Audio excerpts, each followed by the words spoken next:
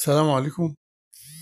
النهاردة قناة النماء بتقدم لكم شركة، يعني تعتبر يعني عزبة.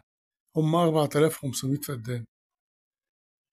دي مزرعة للبيع بدون تجزئة على بعض كده، اللي موجودة بالواحات البحرية. بتبعد عن الطريق حوالي 17 كيلو. طبعا ال 4500 فدان دول عبارة عن شركة كبيرة فيها كل الأجهزة وكل المعدات الكاملة، شركة كبيرة جدا فيها كل حاجة وفيها جميع أنواع الزراعات. الأرض دي مسجلة تسجيل نهائي.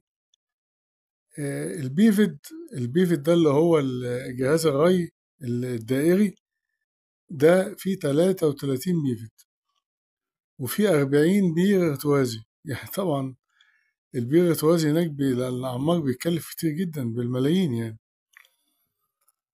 مزروع فيها بقى 100 فدان مجدول وأشجار ما شاء الله عليها، يعني ما شاء الله. وكمان مزروع بنجر اللي هو بنجر السكر، ومزروع برسيم حجازي.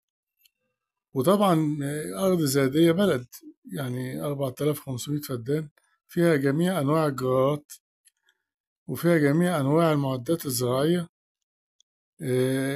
كل ده للبيع، كل ده للبيع يعني مع الإيه، مع المزرعة. طبعا فيها بيوت كتير جدا،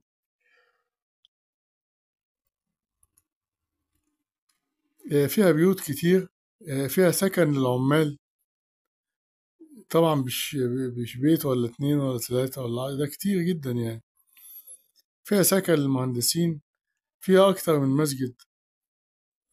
هو بس الفكرة إن مفيش تجزئة. المزرعة المتكاملة دي طبعا عايزة شركة كبيرة تاخدها. المزرعة دي الفدان واقف فيها ب300,000 جنيه، يعني كلها على بعضها ب1,350,000,000 جنيه مصري. طبعا مزرعة